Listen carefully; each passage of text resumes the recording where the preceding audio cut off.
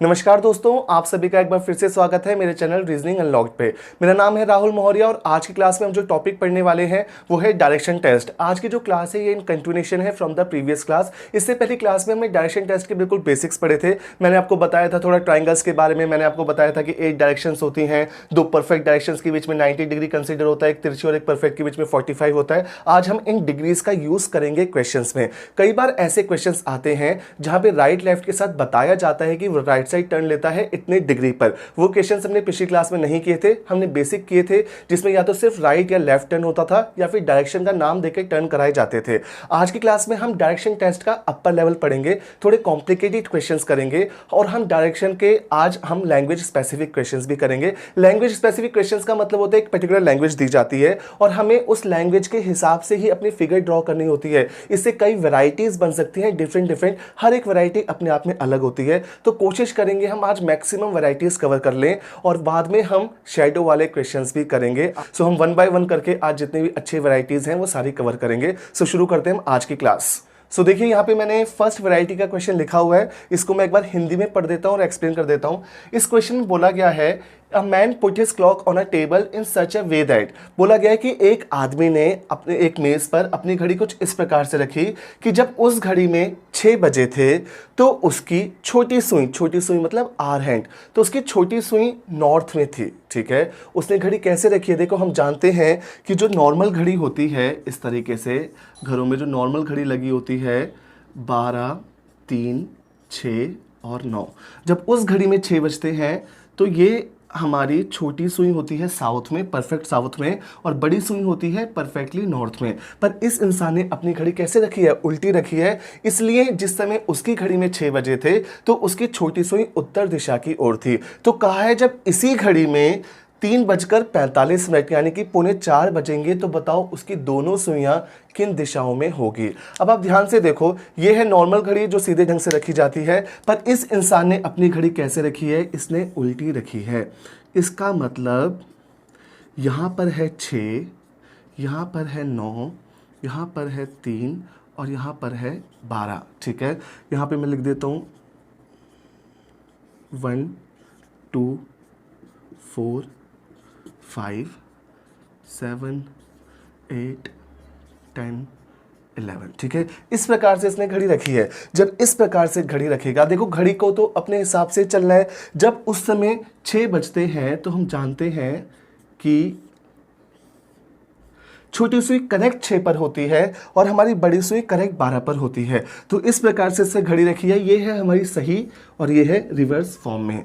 अब कहता है कि जब इस घड़ी में 3:45 होंगे तो उस समय दोनों सुइयां किन किन दिशाओं में होगी। अब इस सही घड़ी को देखो एक बार, जब इस घड़ी में मैं 3:45 बनाऊंगा तो 3:45 का मतलब है कि मेरी बड़ी सुई तो करेक्ट 9 पर होती है, 3:45 बजे बड़ी सुई तो करेक्ट 9 पर होती है। और क्या छोटी सुई करेक्ट 3 पर होती है या नीचे? मैं जानता हूं कि छोटी सुई करेक्ट 3 पर तब होगी जब घड़ी में करेक्ट 3 बजे होंगे। इस प्रकार से सिंस अभी 45 मिनट ऊपर हो चुके हैं 3 बजे के, तो ये अगर 4 है तो छोटी सुई ठीक ठाक पहुंच जाती है 4 के पास। ठीक है, और भी नीचे यहां कहीं, तो ऐसे बजते हैं 3:45 सही घड़ी में। तो इस घड़ी में मुझे 3:45 बजाने हैं। तो 3:45 बजे मैं जानता हूं बड़ी सुई कहां होगी? करेक्ट 9 पर होगी। ठीक है, और ये है 3 की स्ट्रेट लाइन। तो जो छोटी सुई है वो 4 के पास चली जाएगी, तो छोटी सुई होगी हमारी यहां कहीं 4 के पास। मैंने पिछली क्लास में एक्सप्लेन किया था कि अगर ये अगर परफेक्ट वेस्ट है और ये अगर परफेक्ट ईस्ट है तो परफेक्ट ईस्ट सिर्फ तभी आंसर होगा जब एग्जैक्टली ईस्ट में होगी। अगर थोड़ा सा भी ऊपर होगी कोई भी सुई तो वो नॉर्थ ईस्ट कहलाएगी, थोड़ा सा भी नीचे होगी तो साउथ ईस्ट कहलाएगी। वैसे ही अगर यहाँ पे परफेक्ट वेस्ट है तो थोड़ा सा भी ऊपर गई है तो हमारी छोटी सुई है यहाँ पे नॉर्थ वेस्ट डायरेक्शन में, और जो बड़ी सुई है ये है हमारी परफेक्ट ईस्ट डायरेक्शन में। देखो ये जो क्वेश्चन है, इस एक ही क्वेश्चन से हमारी वो सारी वैरायटीज कवर हो जाती हैं जो क्लॉक के क्वेश्चंस की पूछी जाती हैं डायरेक्शन टेस्ट में। यहाँ पे क्या करेंगे? मोस्ट प्रोबेबली यहाँ पे सीधी घड़ी नहीं रखेंगे, घड़ी को कहीं ना कहीं थोड़ा सा टर्न करके रखा जाएगा और हमेशा बता दिया जाएगा कि उस टाइमिंग पर छोटी सुई या बड़ी सुई कहाँ पर है, जिससे आपको पता चल जाए कि घड़ी कैसे रखी गई है। फॉर एग्जाम्पल मैं आपसे कहता हूँ कि मैंने अपनी घड़ी कुछ इस प्रकार से रखी कि जब उसमें करेक्ट 3 बजे थे ठीक है। अगला क्वेश्चन है इसी के जैसा बिल्कुल। मैंने कहा मैंने अपनी घड़ी कुछ इस प्रकार से रखी टेबल पे कि जब उसमें करेक्ट 3 बजे थे तो उसकी छोटी सुई यानी कि आर हैंड नॉर्थ डायरेक्शन में थी। हम जानते हैं कि जिस समय करेक्ट कोई भी टाइम होता है, करेक्ट 2, करेक्ट 3, करेक्ट 4, उस समय छोटी सुई अपने नंबर पर होती है और बड़ी सुई करेक्ट 12 पर होती है। तो जब 3 बजे छोटी सुई नॉर्थ दिशा में है, इसका मतलब इस बार जो घड़ी है उसमें यहां पर है 3, यहां पर है 9, यहां पर है 12 और यहां पर है 6। ये बात समझ में आ रही है? क्योंकि अगर मैं घड़ी को इस प्रकार से रखूंगा, मैंने इस बार क्या किया 90 डिग्री टर्न करके घड़ी को लेफ्ट साइड रखा है। अगर मैं घड़ी को इस प्रकार से रखूंगा तो ही इन दैट केस मेरी छोटी सुई करेक्ट 3 बजे नॉर्थ डायरेक्शन में होगी। तो ये बचते हैं 3 कुछ इस प्रकार से। अब इसमें वो जो भी हमसे टाइम पूछेंगे वो हम कर लेंगे। सपोज हमसे बोला गया कि अगर इस घड़ी में करेक्ट 6:30 होते हैं तो दोनों सुइयां कौन सी डायरेक्शन में होती है। हम जानते हैं कि ये जो सही घड़ी है, जब इसमें करेक्ट 6:30 होते हैं तो मेरी बड़ी सुई होती है 30 पर यहाँ पर, और जो मेरी छोटी सुई होती है वो होती है 6 और 7 के एग्जैक्ट बीच में। इस प्रकार से होते हैं 6:30। तो यहाँ पे जब मैं 6:30 बजाऊंगा तो जो मेरी बड़ी सुई होगी वो होगी करेक्ट 6 पर, और अगर ये 7 है तो 6 और 7 के बीच में होगी मेरी छोटी सुई कुछ इस प्रकार से। तो आंसर बनेगा इस घड़ी के मुताबिक जब 6:30 बजते हैं तो मेरी बड़ी सुई है ईस्ट में और मेरी छोटी सुई है ईस्ट और साउथ के बीच में, नीचे की तरफ साउथ ईस्ट में। सो ये हो गई हमारी पहली वैरायटी कवर। इसमें हमने सीखा कि अगर क्लॉक को थोड़ा सा घुमा के रख दिया जाए या उल्टा करके रख दिया जाए और उस पर हमसे कोई टाइमिंग पूछी जाए तो हम कैसे करेंगे। आई होप ये पूरा सिनेरियो क्लियर हो गया होगा क्लॉक वाला। आगे बढ़ते हैं। आगे देखिए, यहाँ पे मैंने 2 क्वेश्चंस लिख रखे हैं, ठीक है। दोनों बिल्कुल डिफरेंट हैं एक दूसरे से, एक एक करके करते हैं इन्हें। इस क्वेश्चन में देखो लिखा गया है PQRS are sitting around a square table, Q is sitting to the left of P। सबसे पहले देखो ये जो स्क्वायर टेबल है, ठीक है, इनमें 2 तरीके से बैठ सकते हैं।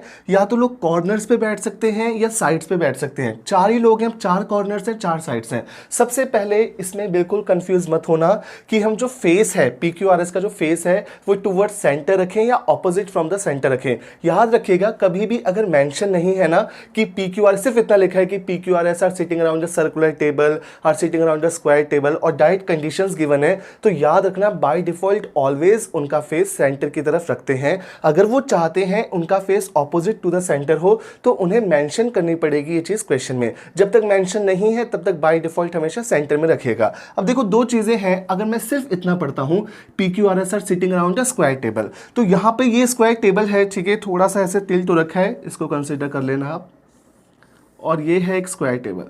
अब हो सकता है कि वो साइड्स पर बैठे हैं इस प्रकार से, और हो सकता है कि वो कॉर्नर्स पे बैठे हैं कुछ इस प्रकार से। अब ये कैसे पता चले कि कॉर्नर्स वाले लेने हैं या साइड्स वाले, तो बहुत सिंपल है, क्वेश्चन पढ़ के खुद ब खुद पता चल जाएगा। इस क्वेश्चन में लिखा है Q is sitting to the left of P, to the immediate left of P। Immediate का मतलब है बीच में कोई नहीं आ सकता। जहां पे भी P बैठा है उसके इमीडिएट लेफ्ट कौन है? Q है। अब इस लाइन से तो नहीं पता चला कि साइड वाली कंडीशन है या कॉर्नर्स वाली कंडीशन है। हमने आगे पढ़ा, लिखा है R is sitting to the right of S and is facing towards waste.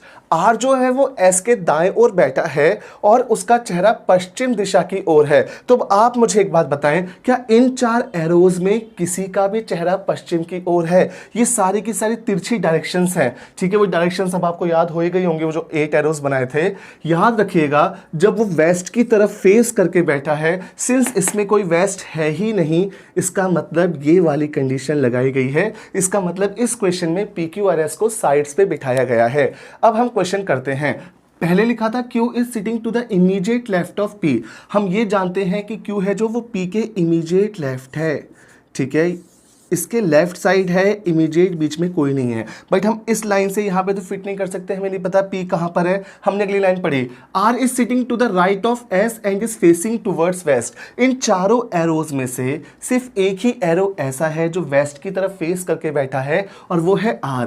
कहता है ये जो R है ये है वेस्ट की तरफ फेस करके बैठा और राइट साइड है S के। अब ये देखो इस एरो के ये है लेफ्ट साइड, इस एरो की ये है लेफ्ट साइड और इस एरो की ये है राइट साइड। अब यहाँ पे बच्चे के दिमाग में आता है कि अगर मैं यहाँ पे डायरेक्ट S को लिख देता हूँ तो S के राइट साइड है R।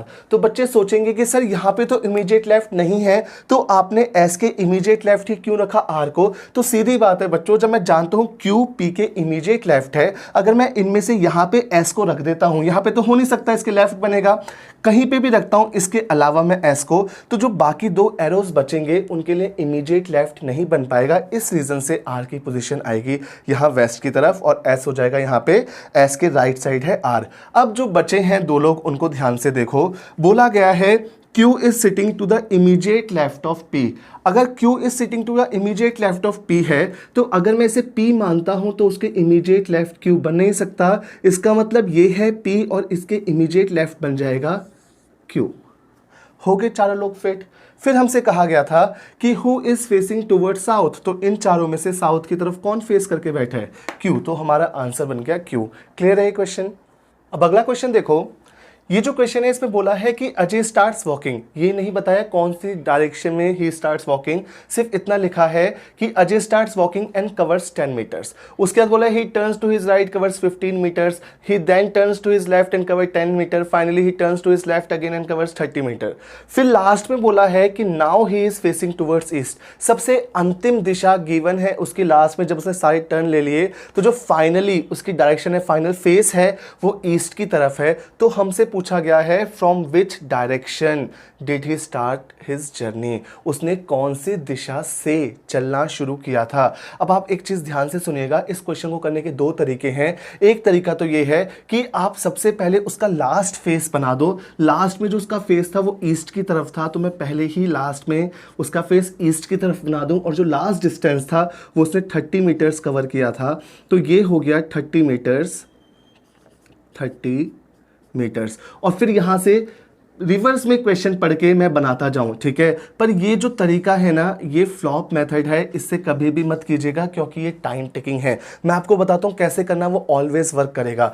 आप क्या करना, जहां से आपका मन करता है वहां से चलाना स्टार्ट कर देना, जहां से भी आपका मन करता है। मेरा मन किया, मैंने इसे चलाना शुरू किया, इसे माना मैंने स्टार्टिंग पॉइंट और मैंने इसको चलाया सपोज इस तरफ, ईस्ट की तरफ, और मैंने बोला सबसे पहले वो चला 10 मीटर्स, मैंने 10 मीटर्स बना दिया। उसके बाद जो टर्न्स हैं, राइट लेफ्ट टर्न्स हैं, वो तो अपने फेस के अकॉर्डिंग ही होंगे।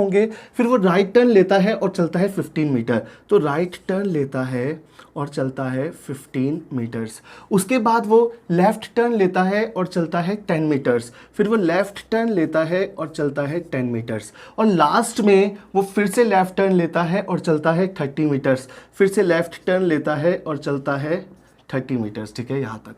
अब आप ध्यान से देखो, ये जो फिगर है इसमें मैंने स्टार्टिंग में ईस्ट की तरफ चलाया तो वो कुछ इस तरीके से बनी। हमारी इस फिगर में उसका अंतिम फेस कौन सी डायरेक्शन में है? उसका अंतिम फेस नॉर्थ डायरेक्शन में है, पर क्वेश्चन के मुताबिक मुझे उसका लास्ट फेस कौन सी डायरेक्शन में चाहिए? मुझे चाहिए ईस्ट में। तो आप जानते हैं कि जब आप एग्जाम में क्वेश्चन करेंगे, मैं इस बोर्ड को मूव तो नहीं कर सकता, पर आप एग्जाम में क्वेश्चन करोगे तो आप रफ शीट को मूव कर सकते हो। अब मुझे बताओ कि ये जो एरो है, ये मार्कर को ध्यान से देखो, ये जो एरो नॉर्थ की तरफ है, मुझे इसको ईस्ट बनाना है क्योंकि लास्ट फेस उसका ईस्ट में है। तो मैं अपनी नोटबुक या अपने पेज को कितना टर्न करूं? ये है नॉर्थ में, इसको मुझे 90 डिग्री टर्न करना है ना, सिर्फ ऐसे करके 90 डिग्री टर्न करूंगा तो ये जो एरो है ये ऑटोमेटिकली ईस्ट में चला जाएगा। ये फिगर कुछ इस तरीके से टर्न हो जाएगी, इस तरीके से टर्न हो जाएगी। इसको आप 90 डिग्री ऐसे टर्न करोगे तो यू विल सी ये आपकी फिगर ऑटोमेटिकली ठीक हो गई, कुछ नहीं करना पड़ा, ना ब्रेन यूज़ करना पड़ा, ना ही कुछ, जिसका जहां मन किया उसने वहां पे चलाया। बस मुझे इतना पता है कि जो लास्ट एरो है मुझे उसको ईस्ट में रखना है, तो आप उसको उस हिसाब से टर्न कीजिए कि लास्ट एरो आपका ईस्ट में आ जाए, आपकी फिगर ऑटोमेटिकली करेक्ट हो जाएगी। अब ये है हमारी करेक्ट फिगर। हमसे पूछा गया था कि from which direction did he start his journey, उसने कौन सी दिशा से चलना शुरू किया है, तो उसने इस बिंदु से चलना शुरू किया था। ये जो बिंदु है उस पूरे फिगर की तुलना में ये कौन सी डायरेक्शन में है, ये है नॉर्थ डायरेक्शन में। इसका मतलब इसका आंसर है from north direction he start his journey. ठीक है, अगर वो पूछते towards which direction did he start his journey, दो क्वेश्चन पूछ सकते हैं, ध्यान से सुनिए हिंदी में। एक सवाल, उसने कौन सी दिशा से चलना शुरू किया था, जो कि यहाँ पर पूछा है, और दूसरा उसने कौन सी दिशा की ओर चलना शुरू किया था। अगर मैं पूछूंगा फ्रॉम विच डायरेक्शन तो आंसर है नॉर्थ, अगर मैं पूछूंगा टूवर्ड्स विच डायरेक्शन तो आंसर है साउथ। क्लियर है ये दोनों क्वेश्चन। कभी भी इस तरह का कोई क्वेश्चन है जिसमें रेंडमली स्टार्ट कर देते हैं चलाना और लास्ट में फाइनल फेस दे देते हैं, तो आप उसको इस तरीके से कर सकते हो। इस तरह का क्वेश्चन आए तो ऑब्वियसली ऐसे हो ही जाएगा। ठीक है, ये दो वैरायटीज और हो गई। आगे बढ़ते हैं। आगे देखो, यहां फिर से दो क्वेश्चन लिखे हैं मैंने। पहला क्वेश्चन देखो, बोलता है a man covers 10 metres towards north from his home. ठीक है, सपोज अगर ये है उस पर्सन का घर, यहाँ पे बनाया हमने उसका हाउस। बोलता है 10 मीटर्स टूवर्ड्स नॉर्थ, हमने 10 मीटर्स टूवर्ड्स नॉर्थ बना दिया। ठीक, फिर बोलता है he turns right and covers 5 metre, right turn लेके 5 मीटर्स कवर किया। ठीक, अब ध्यान से देखिएगा लैंग्वेज। ठीक है, इन्हीं क्वेश्चंस को कहते हैं लैंग्वेज स्पेसिफिक क्वेश्चंस, क्योंकि यहाँ पे जो भाषा लिखी गई होती है उसी के मुताबिक आपको चित्र बनाना होता है और वैसे ही क्वेश्चन करना होता है। बोला है फ्रॉम हेयर, हेयर मतलब इस बिंदु की बात चल रही है। From here he covers same distance in same directions, direction नहीं है डायरेक्शंस है। यहां से उसने समान दूरी समान दिशाओं में चलकर अपने दफ्तर पहुंच गया। क्लियर है, समान दिशाओं में मतलब दो डायरेक्शंस में चला है। यहां से कहते हैं उतना ही डिस्टेंस चला है जितना घर से चलने के बाद कवर किया, और उन्हीं डायरेक्शंस में चला है जिन डायरेक्शंस में घर से निकल के चला था। यानी कि 10 और 5 मीटर की दूरी उन्हीं दिशाओं में जिन दिशाओं में घर से निकल के चला था, यानी ये 10 और ये 5। यहाँ है इसका ऑफिस। जो भी फिगर बनी होती है वो figure as it is repeat हो जाती है इन सेम डायरेक्शंस। अगर वो ऐसे चला होता 10 और 5 और फिर बोला जाता ही cover same distance in same directions, तो ये फिगर ऐसे बनती। समझ में ये बात, इस लैंग्वेज का खास ध्यान रखना। लास्ट में हमसे बोला गया है find the distance between his house and his office, हमें ये डिस्टेंस पता करना है। सबसे छोटा रास्ता तो यही बनेगा ना इन दोनों के बीच में, तो इसको पता करने के लिए सीधा सा है, पाइथागोरस थ्योरम लगा देंगे हम, इनको कनेक्ट कर देंगे कुछ इस प्रकार से। आपकी मर्जी है, ऐसे कनेक्ट करो या फिर ऐसे कनेक्ट करो। 10 और 10 ये जो डिस्टेंस है ये हो गया 20 मीटर्स। 5 और 5 ये जो डिस्टेंस है ये हो गया 10 मीटर्स। ठीक है, राइट एंगल बन गया, हाइपोटेन्यूज निकल जाएगा। 20 है एक साइड, 10 है एक साइड, इसका स्क्वायर हो गया 400, इसका स्क्वायर हो गया 100, तो ये आ गया under root of 500। Under root of 500 को ब्रेक फॉर्म में भी लिख सकते हैं। 100 बाहर जाएगा तो 10 बन जाएगा, तो ये आ जाएगा 10 रूट 5। इसका मतलब उसके ऑफिस और उसके घर के बीच की दूरी कितनी है, वो है 10 रूट 5। ये क्वेश्चन ध्यान से देख लीजिए, इस टाइप की लैंग्वेज आएगी तो इस तरीके से करना है। अब इस क्वेश्चन को देखें, ये जो क्वेश्चन है इस क्वेश्चन के आंसर कई बुक्स में गलत दिए हैं, कई जगहों पे नेट पे भी गलत दिए गए हैं। मैं जो आपको पढ़ाऊंगा मैं श्योर हूं कि जो मैं पढ़ाऊंगा वो ठीक है। अब आप ध्यान से देखो, लिखा है गौरव स्टैंड्स ऑन हिज हेड। बोला गया है कि गौरव अपने सिर के बल खड़ा है। जैसे मैं नॉर्मली खड़ा हूं अपने पैरों पे, मेरा सर ऊपर है, और अगर मैं अपने सिर के बल खड़े हो जाऊं तो बोलता है सिर के बल खड़े होने पर जो उसका फेस है वो ओरिजिनली साउथ ईस्ट डायरेक्शन में है। ठीक है, हम जानते हैं कि हमारे पास ये 8 डायरेक्शंस हैं, जल्दी से बना देता हूं, नॉर्थ, साउथ, ईस्ट, वेस्ट, और फिर इनसे 4 बनेंगी और south east, north west, south west, ठीक है। तो यहाँ पे ध्यान से सुनो, जब वो नीचे फेस करके खड़ा है ना, तो उस समय उसका फेस साउथ ईस्ट की डायरेक्शन में है। तो हमसे पूछा है कि बताओ उसका लेफ्ट हैंड कहाँ पर है। याद रखना, देखो अगर मैं आपके सामने भी सीधा खड़ा हूँ, ठीक है, मैं यहाँ पे आसन करके दिखा नहीं सकता, वरना दिखा देता। यहाँ पे मैं खड़ा हूँ के सामने, मेरा फेस, टांगे नीचे हैं, सर ऊपर है, मेरा लेफ्ट हैंड है यहाँ पे और राइट हैंड है यहाँ पे। अगर मैं यहाँ पे ही नीचे खड़ा हो जाता हूँ, तो अगर मेरे हैंड्स अपनी जगह पे रहेंगे तो मेरा फेस दीवार की तरफ चला जाएगा, और मैं नीचे ही सर रख के अगर पलट जाऊँ, फेस आपकी तरफ कर लूँ, तो मेरे हैंड्स इंटरचेंज होंगे। कोई एक चीज़ तो चेंज होगी, या तो फेस की डायरेक्शन चेंज होगी या हैंड्स चेंज होंगे। तो ध्यान से देखो, अगर एक पर्सन है, उसका फेस है नॉर्थ में, ठीक है, और वो सीधा खड़ा है, नॉर्थ में फेस है और वो सीधा खड़ा है, तो हैंड्स ना 90 डिग्री पे लिए जाते हैं। इस प्रकार से हैंड्स लिए जाते हैं 90 डिग्री पे। तो ये बनेगा लेफ्ट हैंड और ये बनेगा राइट हैंड। अगर वो सीधा खड़ा है, अगर यही पर्सन उल्टा खड़ा हो जाए, सर नीचे टांगे ऊपर, और उसके बाद नॉर्थ में देखे, तो यहाँ पे चला जाएगा आपका लेफ्ट हैंड, 180 डिग्री का टर्न लग जाएगा, और यहाँ पे चला जाएगा राइट हैंड। आप इसको प्रैक्टिकली कर सकते हैं। अगर आपको खड़ा होना आता है सर्केबल, तो आप बिल्कुल मॉर्निंग में निकलो, जब सूरज की पहली किरण निकलती है किसी ग्राउंड में, आप ग्राउंड में जाओ, सूरज की तरफ फेस करके खड़े हो जाओ, तो आपको पता है कि आपका फेस है ईस्ट की तरफ, आपका लेफ्ट हैंड है नॉर्थ की तरफ और राइट हैंड है साउथ की तरफ। फिर आप उल्टे खड़े हो जाओ और उल्टे खड़े होकर फेस करो सन की तरफ, फिर आप देखो हैंड्स आपके बदल जाएंगे, ठीक है। सो यहां पे बोला गया था कि अगर वो सीधा खड़ा होता और साउथ ईस्ट की तरफ उसका फेस होता सीधा खड़ा होके, तो ये बनता बच्चों उसका लेफ्ट हैंड और ये बनता उसका राइट हैंड। सिंस वो उल्टा खड़ा है, तो इसके बदले चला जाएगा राइट हैंड और इसके बदले चला जाएगा लेफ्ट हैंड। तो इसका मतलब लेफ्ट हैंड उसका कौन सी डायरेक्शन में है? लेफ्ट हैंड है उसका साउथ वेस्ट डायरेक्शन। इसका आंसर है साउथ वेस्ट। ये आगे बढ़ते हैं और अब हम करते हैं वो क्वेश्चंस जहां पे टर्निंग के साथ डिग्रीज भी दिए जाते हैं कि राइट टर्न लिया तो इतने डिग्री के एंगल पे, लेफ्ट टर्न लिया तो इतने डिग्री के एंगल पे। सबसे पहले आप ध्यान दीजिएगा, अगर एक पर्सन है उसने 10 मीटर्स का डिस्टेंस कवर किया, 10 मीटर्स का डिस्टेंस कवर किया ईस्ट में, और फिर कहा जाता है कि वो राइट साइड टर्न लेता है 45 डिग्री के एंगल पे, तो याद रखिएगा बच्चों अपनी आईज के मुताबिक, फेस के मुताबिक टर्न लेते हैं, पीठ के अकॉर्डिंग नहीं। अगर मैं सामने खड़ा हूँ ऐसे और मेरा फेस आपकी तरफ है, मुझसे कहा जाएगा राइट टर्न लो 45 डिग्री, तो यहाँ से राइट टर्न 45 डिग्री ये होगा। ये जो मेरी आईज बनाएंगे ना 45 डिग्री का एंगल, वो अगर मुझसे कहा जाता है यहाँ से लेफ्ट टर्न लो 90 डिग्री, तो आईज सीधा देखेंगी लेफ्ट टर्न 90 डिग्री, ये आएगा 90 डिग्री। सो अगर कहा जाता है ये है इसकी आईज जो सीधा देख रही हैं, ठीक, और कहा जाता है यहां से इसने राइट टर्न लिया 45 डिग्री, तो ये बनेगा बच्चों 45 डिग्री, ठीक। अगर यहां से कहा जाता कि उसने लेफ्ट टर्न लिया 135 डिग्री, याद रखना angles will be given in the multiples of 45 degree so that आपको परफेक्ट डायरेक्शन पता चले। 8 डायरेक्शन है, 45 का गैप है, 360 डिग्री का कंप्लीट सर्कल कंप्लीट हो जाता है, ठीक है।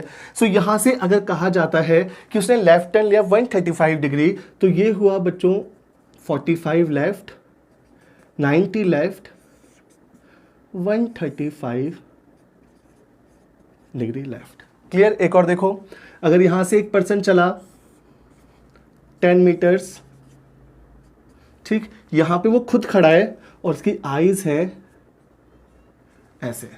अब आईज से कराना है टर्न, मुझसे कहा गया राइट टर्न 45 डिग्री, तो ये हो गया राइट टर्न 45 डिग्री। यहां से बोला गया लेफ्ट टर्न 90 डिग्री, तो यहां से हो गया हमारा लेफ्ट टर्न 90 डिग्री, ठीक है। यहाँ पे हमसे दो तरह के क्वेश्चन पूछे जाते हैं। एक सवाल वो होता है जहाँ पे बहुत सारे टर्न्स होते हैं बट डिस्टेंस मेंशन नहीं होता। बहुत सारे टर्न होंगे, सिर्फ डायरेक्शन पूछी जाएगी कि एक इंसान का शुरुआती चेहरा इस दिशा में था, फिर उसने लेफ्ट टर्न लिया 3 डिग्री, राइट टर्न लिया, बहुत सारे टर्न्स होंगे और फाइनली उसका चेहरा कौन सी डायरेक्शन में है। जिसमें बहुत टर्न्स होंगे डिग्रीज की फॉर्म में, वहाँ डिस्टेंस नहीं दिया जाएगा, सिर्फ डायरेक्शन पूछी जाएगी। और जहाँ पे डिस्टेंस भी दिया जाएगा और डिग्रीज में टर्न भी होंगे, तो ऑब्वियसली वहां पे वो स्टार्टिंग पॉइंट से फाइनल पॉइंट के बीच का डिस्टेंस पूछेंगे, तो उसमें जो टर्न्स होंगे वो लिमिटेड होंगे। मैं यहाँ पे दो क्वेश्चन लिखता हूँ, एक क्वेश्चन वो लिखता हूँ जहाँ पे डिस्टेंस नहीं गिवन होता बट टर्न्स बहुत सारे होते हैं, और एक क्वेश्चन वो लिखता हूँ जहाँ डिस्टेंस भी गिवन होता है और टर्न्स हमारे एंगल्स की फॉर्म में दिए गए होते हैं। सो देखिए यहाँ पे मैंने लिख दिए दो क्वेश्चन। इस क्वेश्चन में मैंने इसको शॉर्ट फॉर्म में लिखा है, जब भी आपके एग्जाम में आएगा तो ये प्रॉपर लैंग्वेज की फॉर्म में आएगा जो कि अच्छा खासा लेंदी होगा। वहाँ पे इस तरीके से लिखा जाएगा, Sonia is facing towards north, then she turns to her left at an angle of 90 degree, then she turns to her right at an angle of 45 degree. इस तरीके से लिखा जाएगा, लेंदी क्वेश्चन होगा क्योंकि पूरी लैंग्वेज होगी। सो यहाँ पे क्या कीजिएगा, सबसे पहले देखो सोनिया का फेस कहाँ पर है, बहुत सारे टर्न है आपके सामने, आप देखो 6 टर्न है यहाँ पे, ठीक है। सो यहाँ पे कभी भी डिस्टेंस नहीं पूछा जाएगा, ऐसे क्वेश्चंस में बहुत सारे टर्न्स होंगे तो सिर्फ डायरेक्शन पूछी जाएगी। इनिशियल गिवन है, फाइनल डायरेक्शन पूछी है। तो जल्दी करने के लिए क्या कीजिएगा, सबसे पहले आपको बता दूं कि क्लॉकवाइज टर्न और राइट साइड एक ही चीज़ है, इससे पिछली क्लास में भी बताया था, फिर से रिपीट कर रहा हूँ कि क्लॉकवाइज और राइट साइड एक है और एंटी क्लॉकवाइज और लेफ्ट साइड एक है, ठीक है। सो आप क्या कीजिएगा, सबसे पहले उसका फेस बना दीजिएगा नॉर्थ में। ये जो सोनिया है, इस सोनिया का मैंने फेस बनाया नॉर्थ में, ठीक है। ये चल के नहीं गई है नॉर्थ में, ये इसका फेस है, ठीक।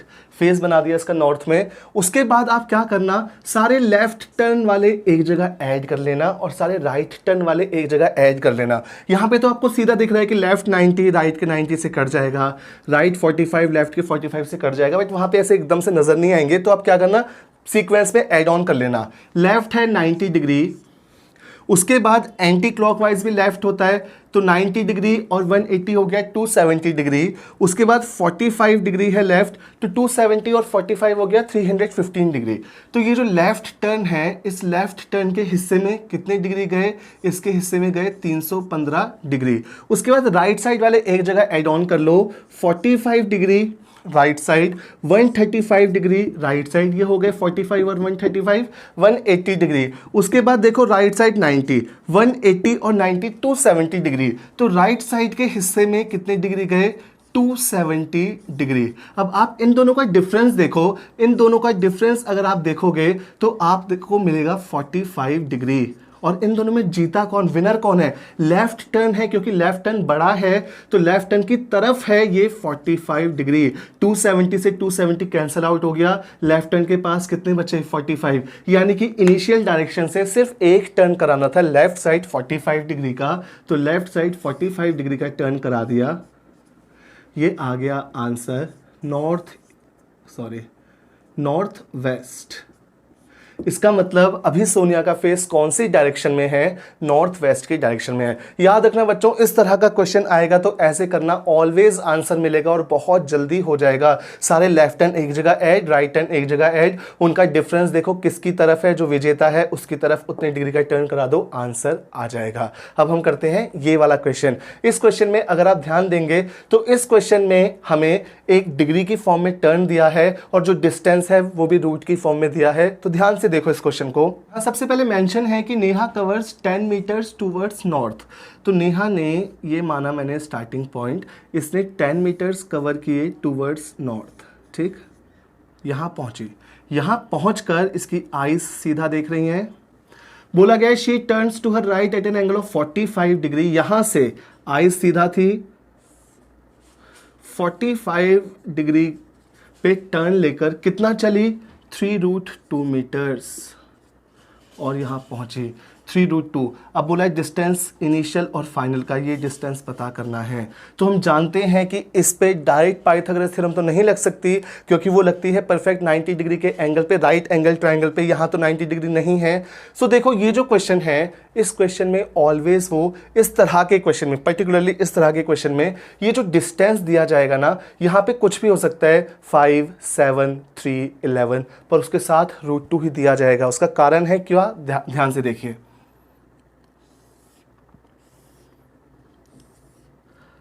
सपोज ये एक राइट एंगल ट्रायंगल है, मुझे ये नहीं पता, इवन मुझे ये डिग्रीज भी नहीं पता कि ये दोनों 45 हैं या इनमें से कोई 60 है और कोई 30 है। मुझे सिर्फ ये पता है हाइपोटेन्यूज 5√2, ठीक है। अगर यहाँ पे मैं एंगल्स ना देके सिर्फ ये बताऊं 90 डिग्री है और यहाँ 5√3 लिख दूं, तो आप ये नहीं पता कर सकते। इवन ट्रिग्नोमेट्री के लिए भी, आपको ट्रिग्नोमेट्री यूज करने के लिए भी ये एंगल्स पता होने जरूरी है। बट अगर मैं यहाँ पे 5√2 लिखता हूं तो याद रखना बच्चों, दुनिया के किसी भी राइट एंगल ट्राइंगल में अगर उसका हाइपोटेन्यूज, दैट इज उसकी सबसे बड़ी साइड, अगर √2 के साथ है, इसका मतलब वो आइसोसेलेस राइट एंगल ट्राइंगल है। उसका परपेंडिकुलर और बेस इक्वल है, ये दोनों साइड्स इक्वल हैं। और कितने कितने की है? 5 की हैं। अगर ये दोनों इक्वल होंगी और 5 की होंगी तो ही ये 5√2 बनेगा, अदरवाइज नहीं बनेगा। एक एग्जांपल देखो, सपोज ये है 8 और 8√2, मुझे इसका आंसर नहीं पता, मैंने पाइथागोरस लगाई तो ये आया 64 तो अंडर रूट ऑफ 64 प्लस 64 ये हो गया अंडर रूट ऑफ 64 इंटू 2। अब 64 बाहर जाएगा, क्या बनेगा? 8 और इसके ऊपर आ जाएगा √2।